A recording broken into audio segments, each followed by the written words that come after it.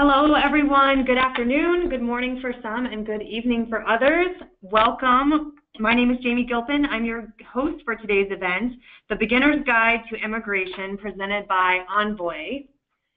There's me, but I am not the main event of this event. I will actually introduce Amanda here in just a bit, the attorney who will be really reviewing the details of all the beginning guide to visas.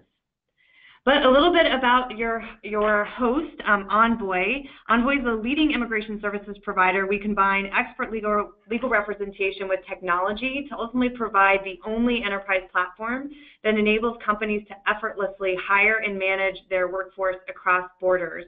So that's everything from navigating U.S. immigration to securing global work authorization and business visas to ultimately tracking and managing all of your international employees, ultimately giving you, your employees, peace of mind that you are compliant from a work visa and immigration perspective. We do this for over 1,000 companies across many industries and locations and company sizes, and honored to do so for many logos that we represent. So for today, a few housekeeping items before I get going. We've already had a couple questions in terms of the session itself. So yes, this is being recorded. We will be sure to send you the recorded session for your reference so you can share with others in your organization and obviously just a reference in general. And then the presentation itself will last for anywhere between 30 and 45 minutes. We will have some time left for question and answer. So to ask a question, please use the question function that you see to the right-hand side of your webinar screen. Just go ahead and post that question, and I will actually be monitoring, and we'll be sure to get to as many as we can at the close of Amanda's presentation. Other than that, we also had some questions around the slides. Yes, we will share both the slides and the recorded webinar post the event in an email, so look out for those.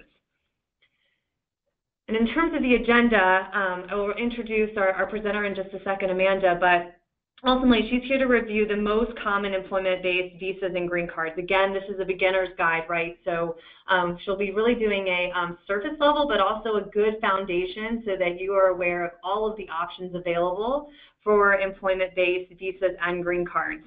And so not too surprisingly, there have been some speculation, but also some change from a policy perspective. So just in the last 6 months under this administration. So Amanda will cover just at a very basic level if any of those policy changes have changed a certain visa, like the H, for instance.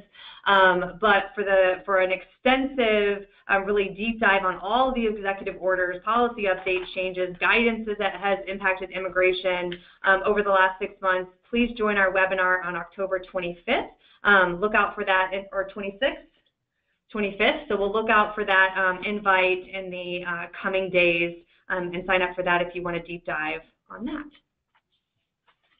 But without further ado, I'd like to introduce our speaker today, Amanda Bullheis, an attorney from Global Immigration Associates, which is the law firm affiliated with Envoy. She has built and submitted hundreds of non-immigrant and immigrant work visa petitions. She has extensive experience handling Bs, Es, H, Ls, Os, TNs, all of the ones we are going to cover today, employment-based green cards, USCIS, requests for evidence, which we are super thankful that Amanda is on with us and taking her out of her day. As we all know, requests for evidence are actually about 300% increase right now.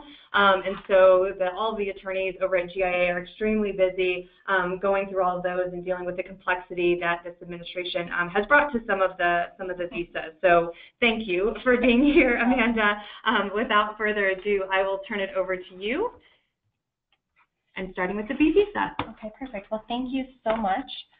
I guess we'll jump right in. And the first visa category that we'll be covering today is going to be the B1 visa. So this B1 visa category, this is used for temporary business travel to the U.S. With this visa, an individual can enter the U.S. for business purposes, such as meetings, trainings, and conferences. However, it is important to note that no substantial work can be performed on these trips. So they can enter for temporary business purposes, but nobody can perform any actual work while in the U.S. The individual cannot be paid by the U.S. entity, And they also must demonstrate substantial ties to their country and an intent to return home after their trip. So this is usually demonstrated through home ties, such as they own a house or have a lease agreement. Things along those lines will be able to demonstrate the home ties, family ties, such as a spouse or children, and financial ties, such as bank statements or an employment contract with the entity abroad. Additionally, it's important to note that the trip to the U.S. must benefit the entity abroad, and the initial stay is granted from anywhere from, the initial stay is granted from anywhere from 1 to 6 months. Renewals extensions are permitted in 6-month increments. However, the total stay will be about up to 1 year per trip. So generally, this business visa is for shorter temporary trips, not to last more than a year. Usually, we will get questions along the lines of what training activities would be permitted in order for the individual to come to the U.S. What I typically see is once an individual is hired abroad and they need to come into the U.S. for training purposes, things along those lines. However, the training can't be an activity that a person in the U.S. would usually be paid to complete. For example, like working on an assembly line or marketing calls or technology support, that would generally not be allowed on a B1 visa.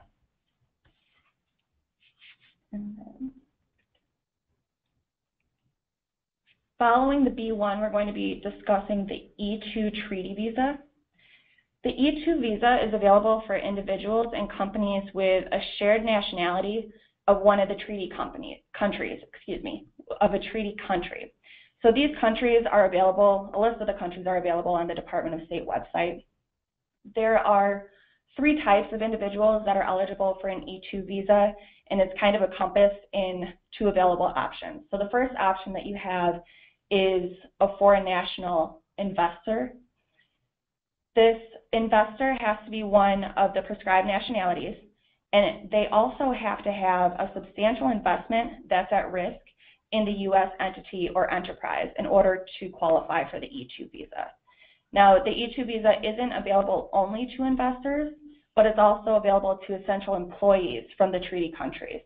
So these employees can either be one of a managerial or executive capacity or of an essential employee to the company.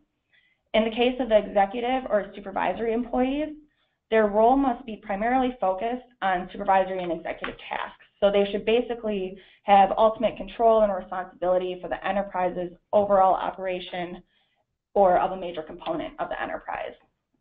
With regard to the essential employee, it must be demonstrated that this employee has specific special qualifications. They have to have key skills that make this employee's services essential to the efficient operation of the business.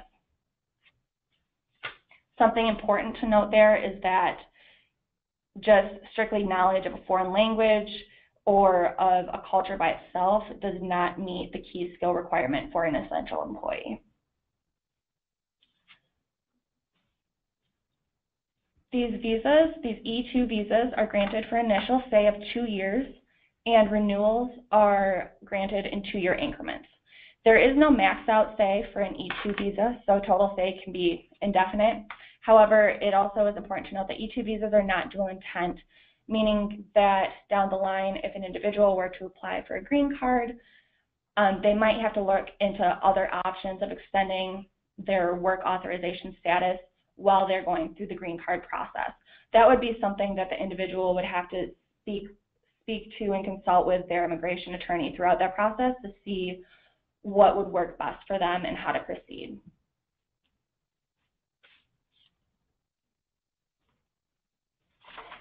Following the E2 visa, we're going to talk about the E3 visas. The E3 visa it's very similar to the H1B, which we'll be getting to next. It's available for individuals working in a specialty occupation that requires at least a bachelor's degree or higher in a field of study related to the position. So in that aspect, it's very similar to the H1B. However, the E3 visa is only available to Australian citizens.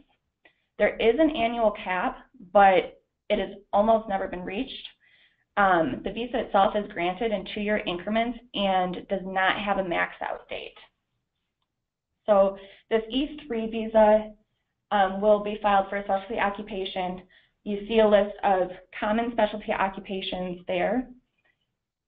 Typically speaking, it's important to note that generally with positions of sales and marketing, even though those kind of positions would require perhaps a bachelor's degree in a specific field, they're met with higher scrutiny from the consular processing and USCIS. So it's important to keep that in mind when you're determining whether or not the individual may be applicable for an E3 visa. Additionally, as with the H1B, the E3 requires that the petitioner file and have certified an LCA. As I mentioned before, the initial stay is available for 2 years. Renewals are granted in 2-year increments, can be granted in 2-year increments, and there is no max out date for the E3 visa. The E3 visas, as with the E2, are not dual intent. So again, down the line, if the individual is interested in applying for a green card, it would be wise to discuss with the immigration attorney at that time how to proceed with the green card as well as the E3 status.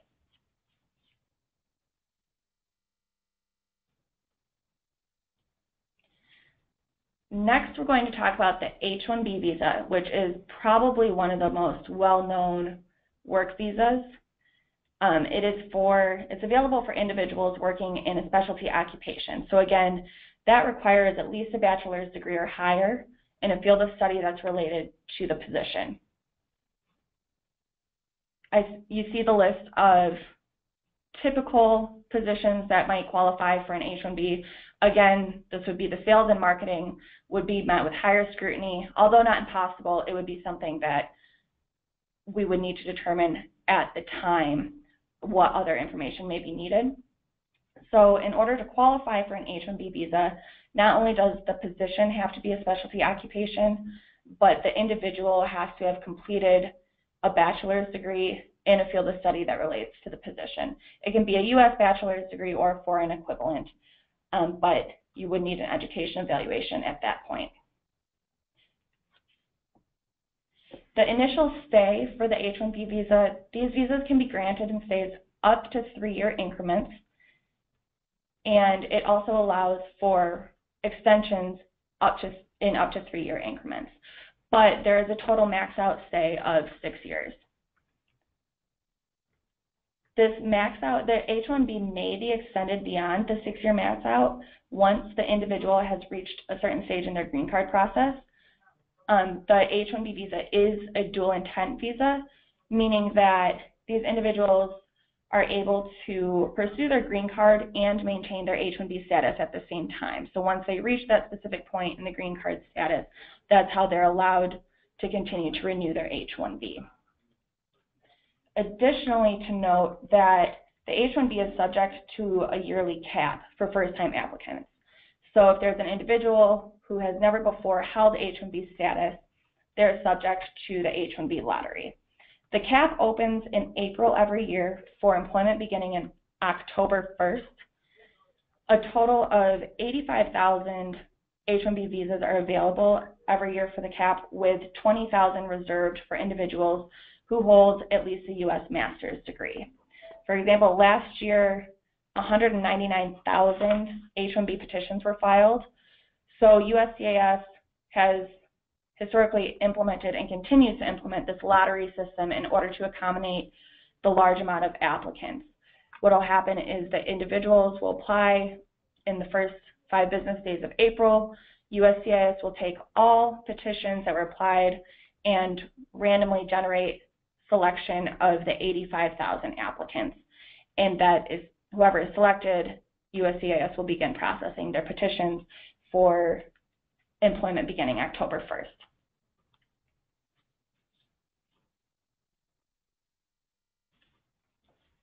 Following the H1B visa is the H1B1 Free Trade Agreement Professional Visa. This is exactly like the H1B visa, however, it's for citizens of Singapore and Chile. There is a cap as well for this H1B1 visa, although it's rarely reached. and instead of the 3-year period, this H1B one is granted in 1 year up to 18 months, up to 18-month periods, as well as extensions. There is no max out stay in the H1B one, so this will vary. However, unlike the H1B visa, the H1B1 visas are not dual intent. Another important thing to know about the H1B1 petition is that USCIS, when filed with USCIS, premium processing is not available. However, individuals can apply directly at the consulate. So we usually suggest with these H1B1 visas that individuals do utilize that consular processing in order to obtain the H1B visa, because it'll generally be a quicker process. I also want to note an update back with regard to the H1B visas. As many of you probably have heard, and if you have not, premium processing initially was suspended for H1B petitions. It was reinstated for H1B cap exempt petitioners, I think about a month ago. And as of earlier this week, USCIS just announced that they reinstated H1B premium processing for cap petitions. So that's awesome. Yeah, can get some of those moving forward, but we're hoping that they'll go ahead and reinstate full force premium processing. That's still up for speculation, but hopefully that happens soon. Just something to note. So it's not on the transfers and extensions? Not on the transfers and extensions, just on the cap cases as well as cap exempt petitioners. Great. All right. And moving forward to touch base on the H3 non-immigrant trainee visa. The H3 allows for sponsorship of individuals coming to the U.S. for training, as well as for special education exchange visitors to enter the U.S. The training should benefit the trainee in pursuing a career outside of the U.S., and the trainee must be invited by an individual or organization for the purposes of receiving training. So this specific training in the U.S., it should be a training that individuals are unable to receive in their home country. So that should be their purpose of coming to the U.S., for this training that they aren't able to receive otherwise. Additionally, the trainee cannot engage in productive employment unless it's somehow incidental to training. And these H3 visas can be granted in periods of 18 to 24 months. However, no extensions will be granted. I am going to briefly talk about the H2A and H2B visa here as well. The H2A and H2B visas allow for seasonal work in, the H2A would be agricultural, and the H2B would be non-agricultural jobs. So with these visas, among other things, the petitioner would need to demonstrate for the seasonal work that there are not enough U.S. workers who are available to do the temporary work, and only individuals from certain countries designated by the Department of Homeland Security are able to be approved. So this would be something to definitely, if there are any questions on this, this would be something to consult directly with an attorney to see if an H2A or H2B or even H3 would be an applicable visa.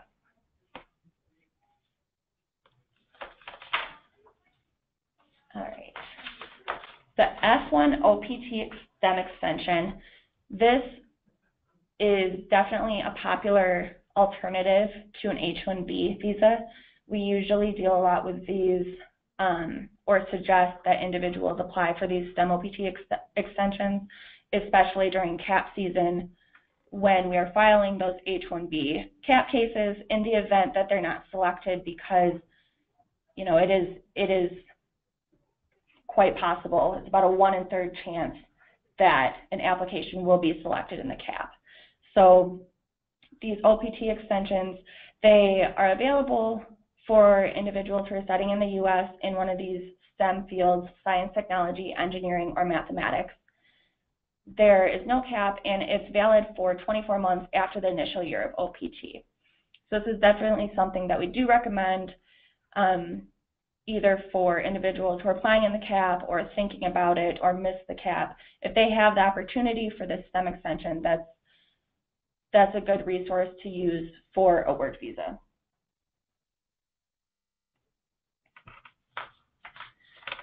The J1 visa this is an exchange visa for work and study-based exchange visitor programs. So this will have a maximum of an 18-month stay. In order to apply for a J1, the individual and the petitioner has to go through an authorized sponsoring program, such as the American Immigration Council. And for J1 intern programs and training programs, there will be required a detailed training program in order for the individual to enter the U.S. in J1 status.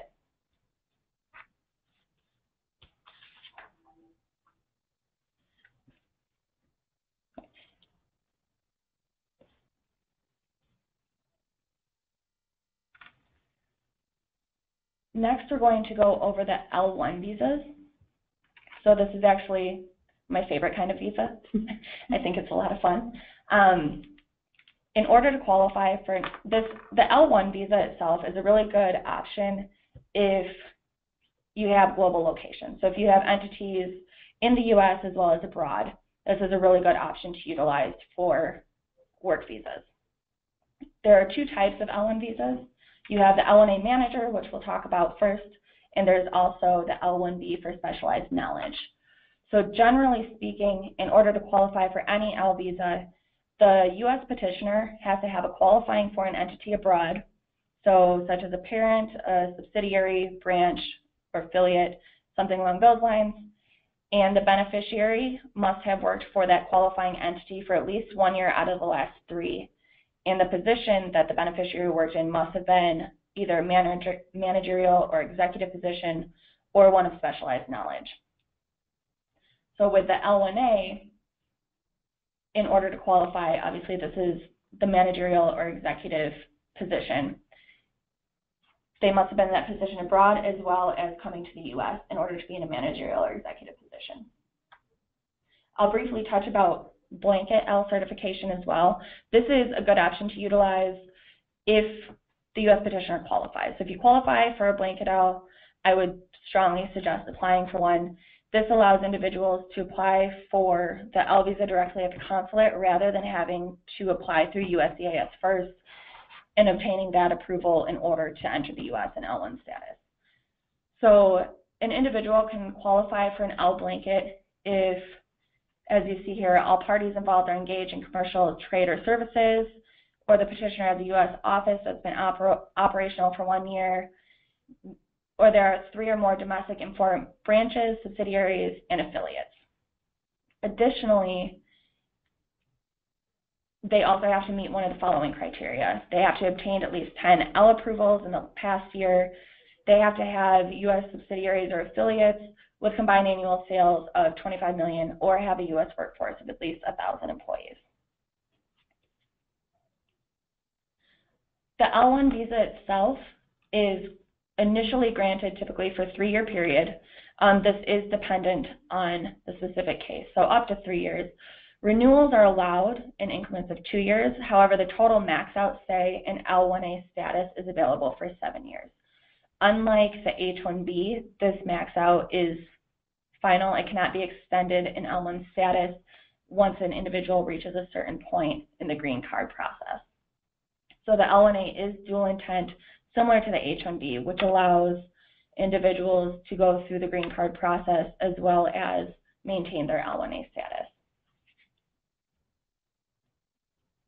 The L1B specialized knowledge is the other L1, and this is available for individuals who possess a specialized knowledge in the company or that is not commonly held. So it has to be specialized knowledge of the proprietary work and product of the specific entity or something that is not commonly found within the industry. Again, for an individual to qualify, they must have worked abroad for at least a year out of the last 3, and they have to be coming into the U.S. as well to utilize their specialized knowledge in the position. The L1B visa, like the L1A, can be initially granted for a period of 3 years and can be renewed in 2-year increments. However, the total stay can only be 5 years. It's instead of 7. But the L1B is also dual intent.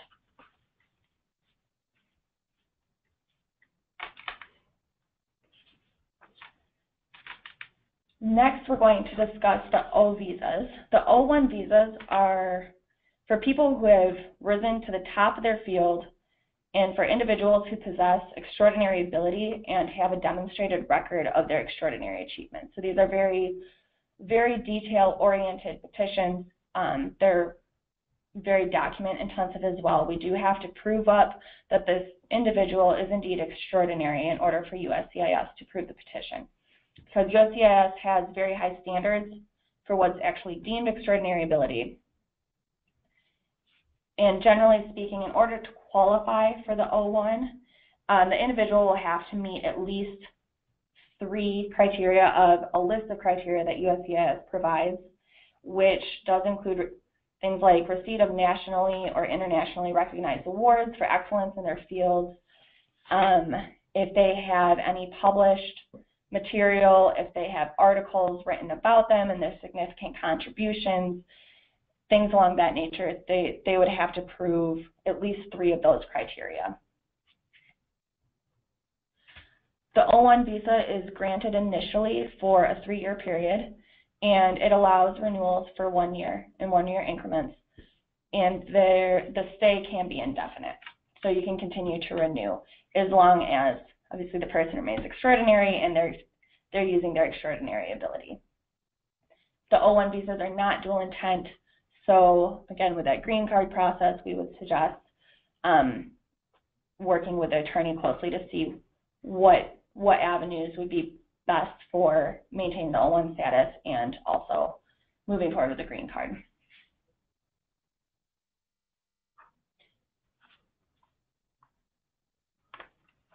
All right, and just to briefly touch, I know there were little informational tidbits on each slide regarding the dependents. So generally speaking, primary visa holders can be accompanied by their spouses or unmarried children under the age of 21 with their non-immigrant classifications. It does depend on the classification. However, it is most of the time available. Also, with certain classifications, work employment authorization documents are available for spouses. That can be fairly case specific, especially when it comes to the H1B and H4.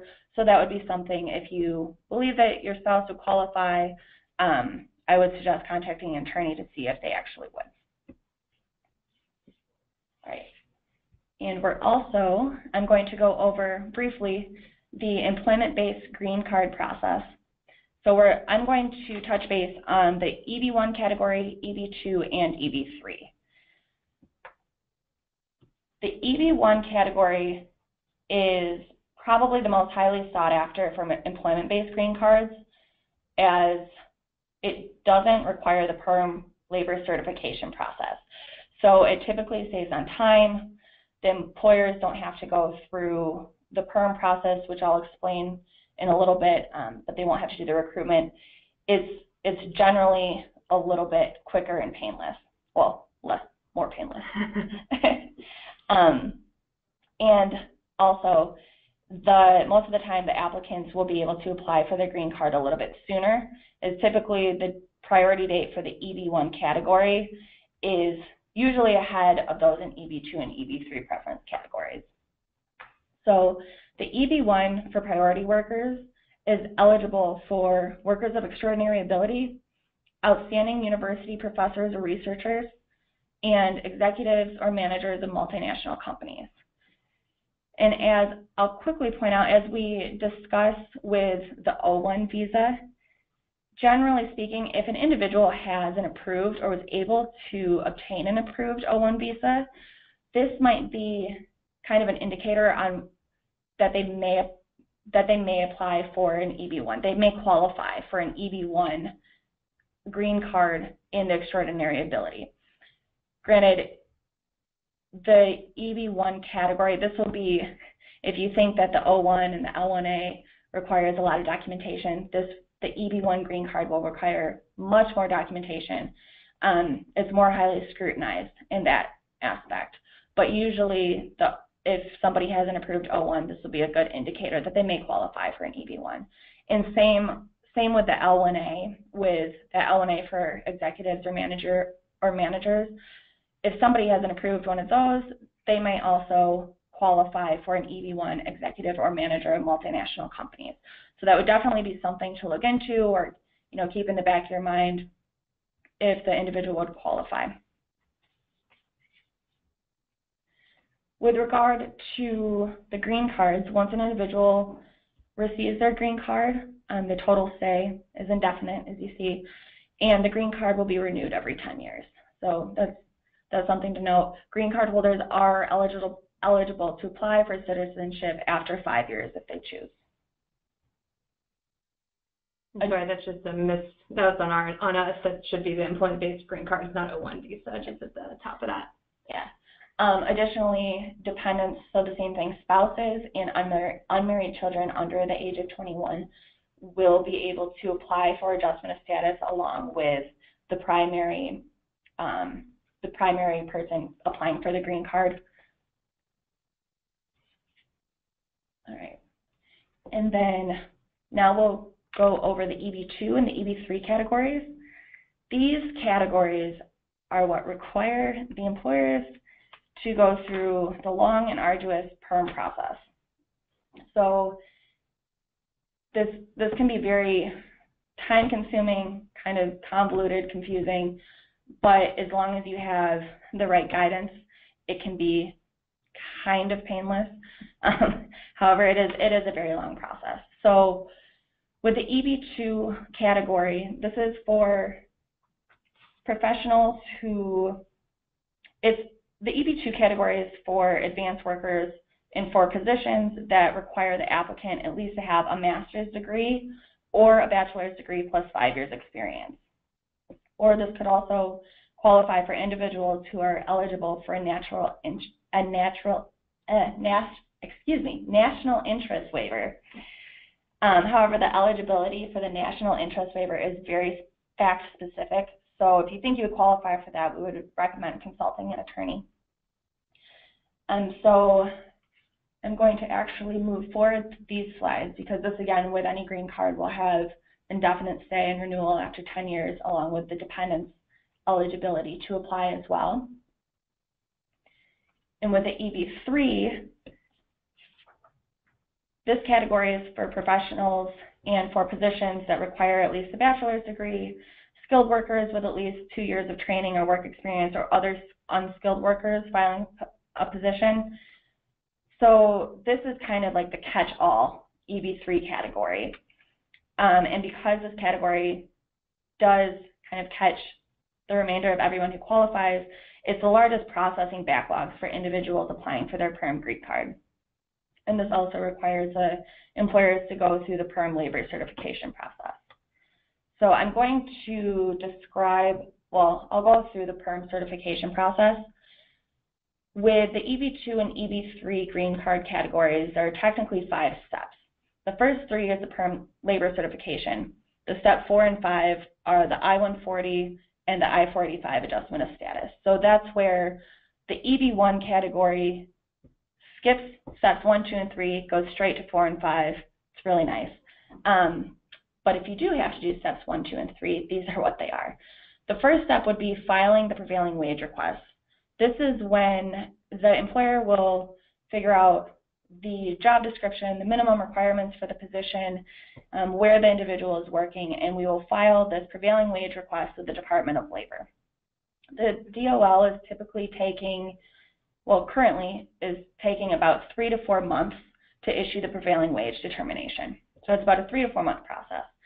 Then once we receive the prevailing wage determination, we can proceed with recruitment, which is the second step of the perm process. This recruitment is going to be a test of the U.S. labor market for qualified applicants for the position. So this typically takes about 2 to 4 months. You have to place certain ads. You have to follow steps and exact timelines, make sure wording is appropriate. This is where it gets a little bit tedious but doable. And once the recruitment is over, it's followed by a 30-day cooling off period where the employer actually has to review any qualified applicants for the position. If no qualified applicants applied and the employer was able to disqualify all the applicants legally, then we can go ahead and file the form ETA 9089, which is the actual labor certification, and this is the step 3. So we'll file the form ETA 9089. The DOL typically processes these within 3 to 5 months. Lately, we've seen a couple be certified within about 2 months, which has been great, but we've been noticing they're taking a little bit longer than 2 months lately, so I think it's going to be, about 3 to 5 months. Once we receive the certified ETA 9089, that's when we can go ahead and file the form I-140, which is the immigrant petition that the employer files on behalf of the employee. So this step where we actually submit it to USCIS and we tell USCIS, yes, the employer conducted this recruitment, there's no available applicants for this position. We have the beneficiary who does qualify for the position, and we evidence that. And once USCIS receives this I-140, it typically take about 4 to 7 months to approve it, unless it's filed with premium processing, then it's quicker. And then once we receive the approved I-140, if the individual's priority date is current, we can go ahead and file the form I-45, which is the adjustment of status application, the actual application for the green card. And at this point, this is where the beneficiary themselves will be entering their information, things pretty much an extensive, almost background of their immigration information, as well as things like they just updated the form I-45, things like hair color, height, etc. It's a fun application. So as soon as we are able to file that, that typically takes about anywhere from 8 to 12 months for USCIS to adjudicate and approve. Once that's approved, USCIS will send out the green card. So it is, these perm, EB2 and EB3 processes are definitely longer. They're clearly doable, but it's a lot of information and can be kind of confusing. And lastly, I'm going to touch on immigration compliance. It's extremely important to remain compliant with all immigration requirements, as the immigration process itself can be kind of convoluted with all the governmental bodies involved. So I'm going to touch on just a few topics. However, if you have any specific questions regarding specific compliance, it's important to reach out to consult an attorney. First, I'm going to touch base on with regard to employment records. It's very important to remain compliant with the I-9 requirements, and USCIS has actually created a handbook for employers that's very useful. It's called the M-274, and this outlines the documents and instructions for I-9 compliance. I would definitely suggest kind of glancing it over, or if you do have any questions, definitely check there because it is a very useful resource. Second of all, especially for non-immigrant petitions, it's important to notify USCIS of any material changes. Most of the time I see this in terms of a worksite location change or a job description change, something along those lines. So anytime something changes with a position or a location that may require an amendment to the H1B petition to notify USCIS, I would suggest reaching out to an attorney to determine whether or not an amendment is actually needed. That's just good housekeeping. Better be safe than sorry, and keep on top of all the petitions and all of the files. And lastly, it's important to maintain the public access records, the public access files for H1B and E3 employees. So generally speaking, the public access file should include the wage statement, benefit summary, the LCA, and the notice of filing. So if you do have any questions about this, please let us know. or consultant attorney with regard to the public access files, but it's definitely important to maintain those records and keep them available for public inspection. Great. I think that is the last one. Yes, and we've got the HRCI credits there. Thank you so much, Amanda. That was obviously a ton of information. You know, just as you were talking through that recruitment process, I got really excited about some of the new features that we're about to launch to make that process more easy or more painless, as you said, which I love. So excited about that. And then the compliance, I know we're hearing you know, more and more, which is why we wanted to cover that at the end, just concerns from employers around how do they remain compliant. I mean, obviously, just everything you just described, there's so many nuances to the law, and ensuring that you've got the right, obviously the right paperwork, but the right files, and those are readily available. And in the case of an audit, also tools that we've actually just launched. So excited to be a resource, obviously, for our mutual customers on both of those. But thank you again. I've got quite a few questions here that we've got a little bit of time for. Some of these are probably just require just a quick repeat. Some just were kind of had quick questions, and I will go through as many of these as possible. I do see a few of these that are very individual or case specific. Amanda went over at a very foundational but surface level, right? So there are total nuances to every situation. Absolutely. We would not be being a very good partner if we were to try to give you legal advice on some of these situations. So if you do have individual specific cases, as always, you know that Communication Center is such a valuable resource. You'll get an answer from your lead attorney in a very quick response rate, typically within 38 minutes. So make sure you post those types of questions to Communication Center. If not a customer, then of course call us and we can talk to you about that. But I will jump into a few of these now. All right, so I'm going to go back up to the top. So can Canadian citizens who have an MBA degree typically qualify for an H1B? Obviously, there's the TN, but can they also qualify for the H1B, especially for the dual intent or whatever that is? Right. Yeah, and that would definitely be a possibility. Again, they would need to be sponsored by a U.S. employer, and the position would have to qualify as a specialty occupation as well. But as long as it falls within those requirements, then a Canadian citizen with a master's degree could certainly qualify. Okay. Awesome. And then I know there was a question sort of related at the bottom. Let me just try to find it so we can stay on that same thought process. Or I may have to come back to it. Oh, it was about the MBAs. I'll come back to it. What proportion of the applicants for H1B, oh, here it is right below it. What proportion of the applicants for H1B typically have master's degrees? So, or more importantly, are master's applications in the H1B also included in that 65,000, or is that part of the 20,000? So the master's, it's actually, if you have a U.S. master's degree, it's actually kind of nice because you get almost 2 dips in the pool.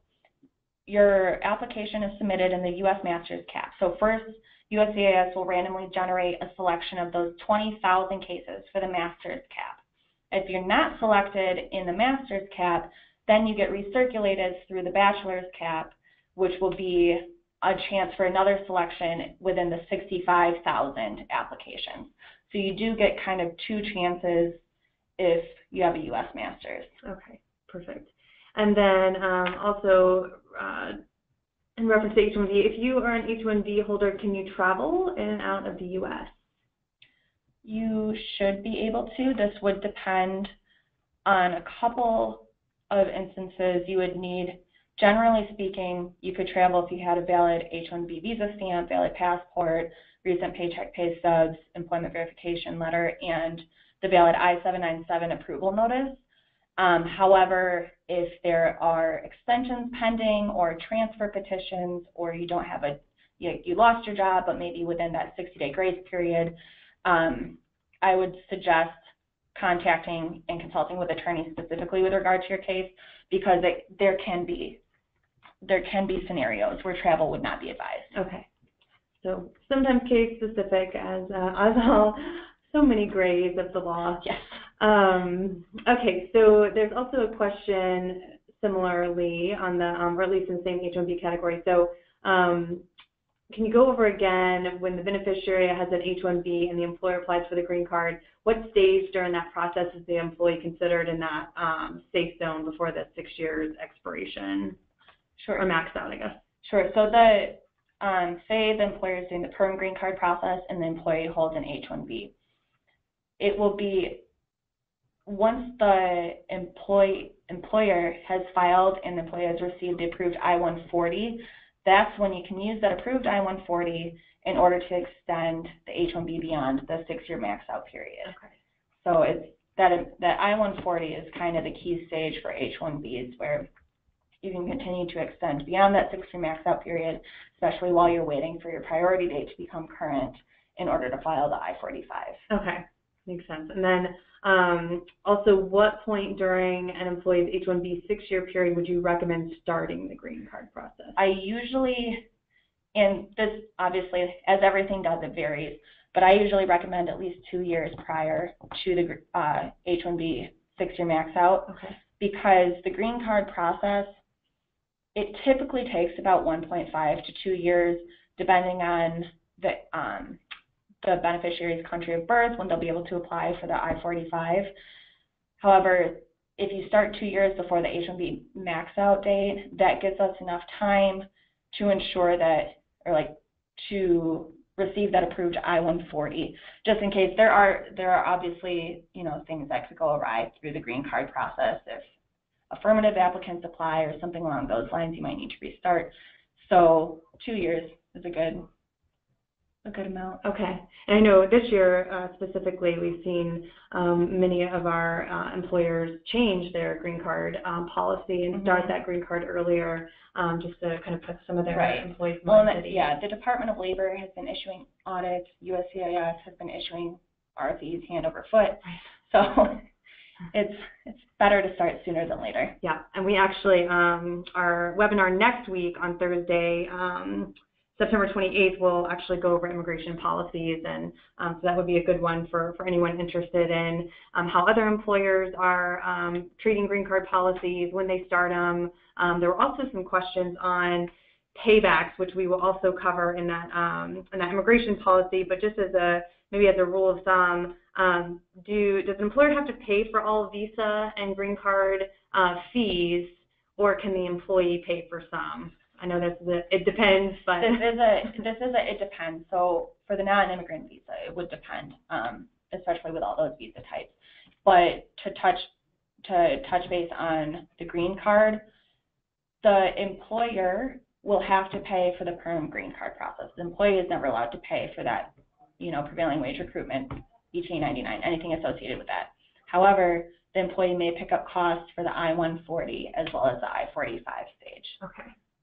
Gotcha. And then you talked a little bit about premium processing. Can you explain a little bit about how that works? So does premium processing mean that you can either start work sooner than October 1st on your H1B, or if you find out sooner if it's approved, or does everyone start on October 1st? If it's a cap case, the start date will be October 1st. You cannot work prior to the start date on the petition.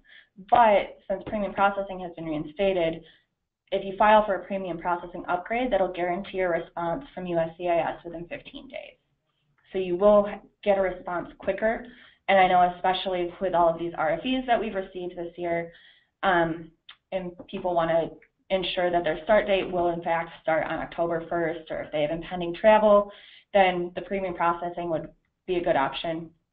Because even with an RFE, you could file the premium processing and receive the response to the RFE sooner. Okay, so basically you get the approval faster, but everyone starts on October 1st. Okay.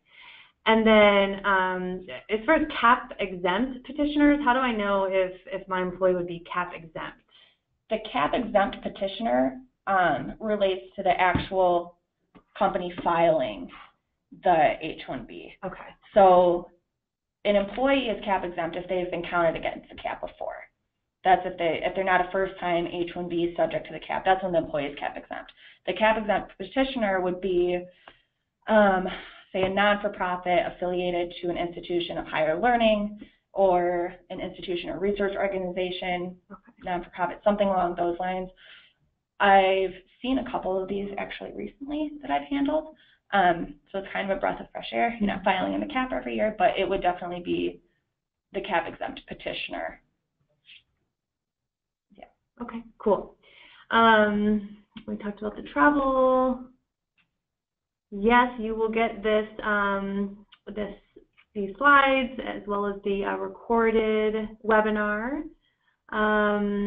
There were some more questions on the green card process, in particular the PERM. That was a ton of information, and so we probably could have showed a couple visuals there, but also just for everyone on the line, know that we've got a green card specific webinar where that is gone over into even more detail. So you can find that on our resource hub if you would like even more information on that beautiful PERM process. Yeah. Another question just on the lottery process in general. Yeah, we get these questions a lot.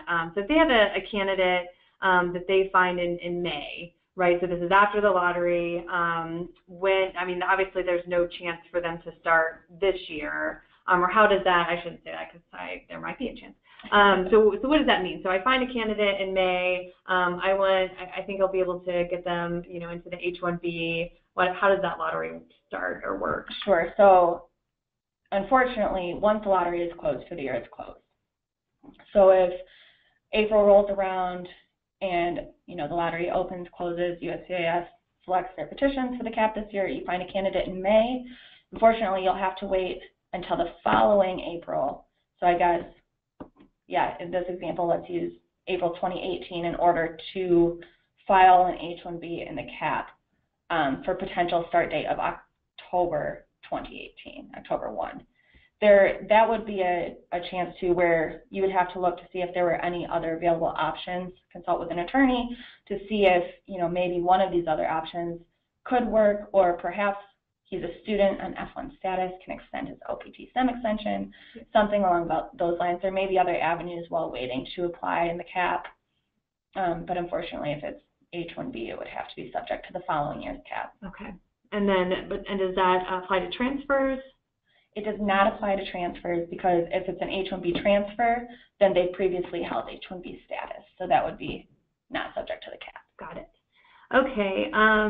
We have how to identify EB2 or EB3 for one beneficiary. So are there any special requirements? Is there maybe just a quick difference between the two? Sure. So the EB2, EB3 category is actually based off of the job requirements for the position. If it's an EB2 category, the position itself will require at least a master's degree, or it will require a bachelor's degree +5. And then if it's an EB3, it will require a bachelor's degree pretty much, or less depending on the circumstances. But that's usually a good differential. Great. And then we should put this probably on the slide too, but can you repeat the document that explains the I-9 requirements for employers? Yes, sorry, I didn't think of that earlier. It's the M-274, and I'll actually pull it up so I can figure out. I do actually check this quite often for any questions. It's actually available on the USCIS website. It's called the Handbook for Employers M-274, and it is really handy. It has diagrams, it has explanations, control find stuff in that document all the time. It's very beneficial. Great. And you also went over the list or the documents that should be in the public access file. If you want to just repeat those again, and that is actually a blog post on the Resource Center that goes over the 5 or 6 documents that's required for public access files. Right. So the documents that are required would be the wage statement, a benefits summary, the notice of filing, and the actual pending LCA as well. Great. And then what's great about the new features that we're rolling out is all of those are all in one place, and they're digital files. So, that'd be awesome. So you don't even have to worry about that checklist because it'll all just be in the platform. Are there estimates? We get this question a lot, and probably it's not necessarily easy for us to answer, but we are starting to hear more and more about site visits. Actually, our customers are starting to, tell us that they are experiencing this. They never experienced it before. There are fines for noncompliance, but I know those are like all over the board too. Yes. And so there was a question on, you know, if we need to do internal compliance reviews, is there anything that we could share with executive leaders on money saved or anything like that? So I'm guessing your advice is yes, you should do audit reviews, but what's kind of the risk that they run? It's just one, not being prepared for an audit, I assume, right, and then fines that are associated with it. Right. So again, you do want to be prepared, and this is kind of what I mentioned too for site visits specifically. USCIS has been increasing these site visits. They've consistently done these in the past. They're just doing more of them now, and they just want to make sure that you're remaining compliant. If the individual is supposed to be working in Texas at a location, they want to go to that location and find the individual there. So it is important to perform review, like audit reviews, and make sure that you do have the necessary documentation and every, you know, the foreign national is working where they're supposed to be working, or at least stated. If they're not, file an amendment. They are doing these duties that were specifically stated in the petition. If not, file an amendment or see if an amendment needs to be filed, because there are certain kind of workarounds around that too. An amendment may not need to be filed depending on how different the duties are. But I would definitely suggest just kind of, you know, knowing where your employees are, not saying that you wouldn't, but keeping on top of that, and if they move, make sure to alert USCIS to ensure that you're remaining compliant and won't incur any additional fines or something. Okay, great. Well, that is all the time that we have. There are a few questions on pricing for L's and H's and things like that, and what the cost would be. Those are obviously very dependent on the partner that you choose from an immigration perspective, but your rep should be able to get back to you very quickly with those types of that type of information.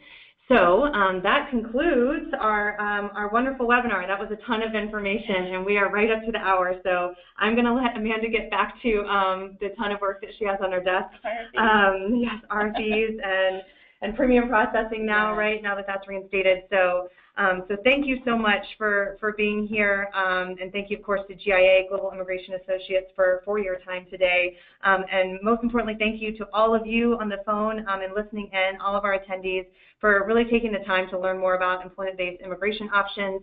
Obviously, we are here and able to continue the conversation, connect with your lead attorney over at GIA with any case specific, and then obviously on the platform and anything I mentioned on recruitment, compliance, auditing, public access files digitally. I'm happy to follow up on those conversations as well. Thank you so much, and have a wonderful rest of your day.